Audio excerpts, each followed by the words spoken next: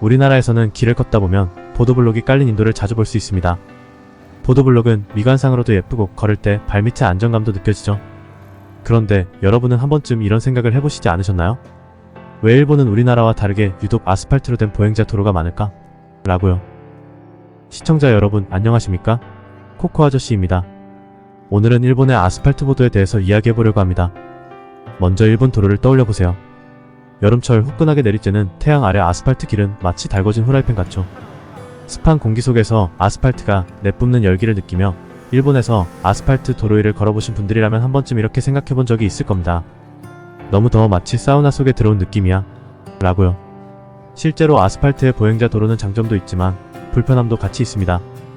특히 아스팔트는 열을 잘 흡수해서 여름에는 더욱 뜨거워지고 일본처럼 고온다습한 기후에서는 그 열기가 더 강렬해지는 느낌을 받죠. 물론 일본에도 아스팔트 보도가 아니라 보도블록이 설치되어 있는 곳도 아주 많습니다. 일본에서 보도블록은 주로 미관을 중시하는 곳이나 일본의 도심, 역 근처 상업지역, 그리고 공원 등에서 자주 사용되고 있습니다. 보도블록은 아스팔트 도로에 비해 시각적으로 세련되고 깔끔해 보이는 장점이 있죠. 그렇다면 일본은 왜 보도블록보다 아스팔트로 보행자 도로를 더 많이 만들었을까요? 먼저 시청자분들도 잘 아시겠지만 일본에는 자전거를 타고 다니는 사람이 많습니다. 어린아이부터 어르신까지 남녀노소 누구나 자전거를 이용하는 모습을 쉽게 볼 수 있죠. 출퇴근할 때도 학교 가는 길에도 자전거는 일본에서 필수적인 교통수단 중 하나인 만큼 일본은 자전거 문화가 굉장히 발달한 나라입니다. 그래서인지 일본의 아스팔트 보도는 차도와의 경계에 단차도 거의 없어 자전거를 타고 다니면서 진짜 편하게 이동할 수 있습니다. 어떻게 설계했기에 이 정도 높이 차이가 나지? 라고 생각할 정도이죠. 그러다 보니 일본의 아스팔트 보행자 도로는 자전거를 타고 다니기에는 완전 최적의 길인 것입니다. 즉, 아스팔트 도로는 일본 사람들이 자전거를 타고 다니기에 편리한 면에서 최고의 선택지였습니다. 일본의 보도가 아스팔트로 되어 있는 또 다른 이유는 지진 때문입니다.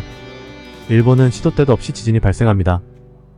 올해 초에도 니가타현 부근에 있는 이시카와 현의 노토반도에서 큰 지진이 발생해 많은 어려움을 겪었습니다.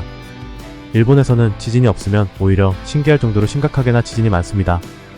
그래서 건물과 주택, 도로 등은 모두 내진 설계를 하고 있죠. 아스팔트는 보도블록보다 도로 상태를 훨씬 더 쉽게 관리하고 유지할 수 있습니다. 그래서 아스팔트는 지진이 발생하여 도로가 금이 생겨 손상되었을 때도 빠르게 재포장해서 복구가 가능합니다. 일본은 지진뿐만 아니라 태풍과 비에도 피해가 많이 나는 나라입니다.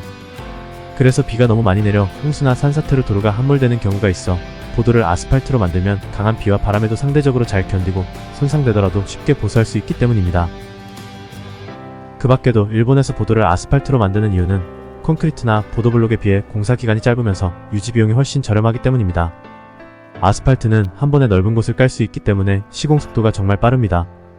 반면에 보도블록은 미관상으로 아주 훌륭하나 각각의 블록을 하나씩 맞춰야 하기 때문에 시간도 많이 걸리고 인건비도 더 높아질 수밖에 없죠.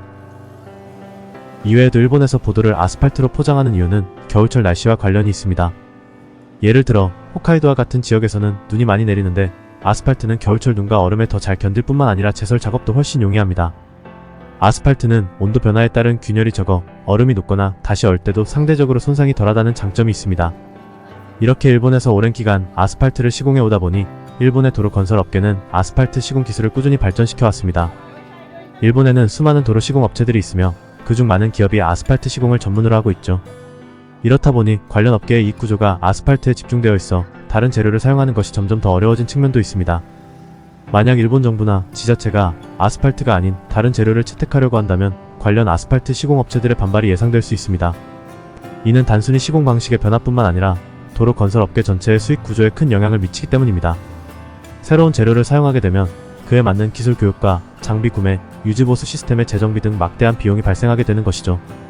또한 이러한 변화는 기존 업체들이 오랫동안 쌓아온 노하우와 장비 투자에 대한 부담으로 이어질 수 있어 당장은 변화가 어려울 수밖에 없습니다. 결국은 일본이 보행자 도로를 보도블록보다 아스팔트로 포장하는 이유는 자연재해에 효과적으로 대응할 수 있기 때문입니다.